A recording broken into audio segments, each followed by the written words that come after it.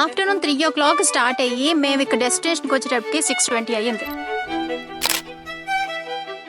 ఎందుకు వచ్చామంటే గ్రేప్ తోట చూద్దామని వచ్చాం. సో ఇక్కడికి వచ్చాక తెలిసింది ఏమంటే వాటర్ క్రైసిస్ వల్ల అసలు ఫార్మర్స్ ఎవ్వరు కూడా గ్రేప్ ఫామ్ అనేది వెయ్యకుండా నార్మల్ గా బాటిల్ గార్డు లేదంటే different varieties of fruits vegetables వేస్తున్నారంట.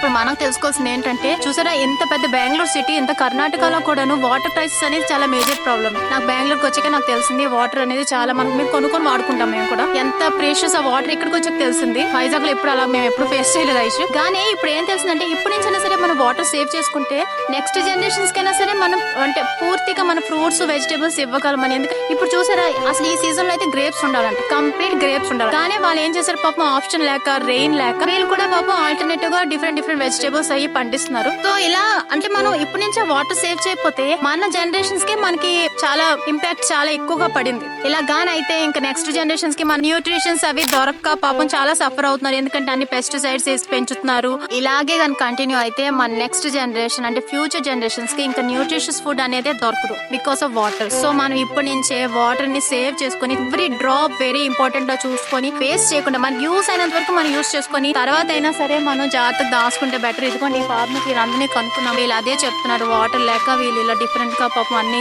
ఇంతనే బతకాలి కదా, సో వాళ్ళు కూడా సో అందుకనే వాళ్ళు కూడా డిఫరెంట్ గా ఇలా చేస్తున్నారని. చిన్నది ఇవ్వండి చాలు,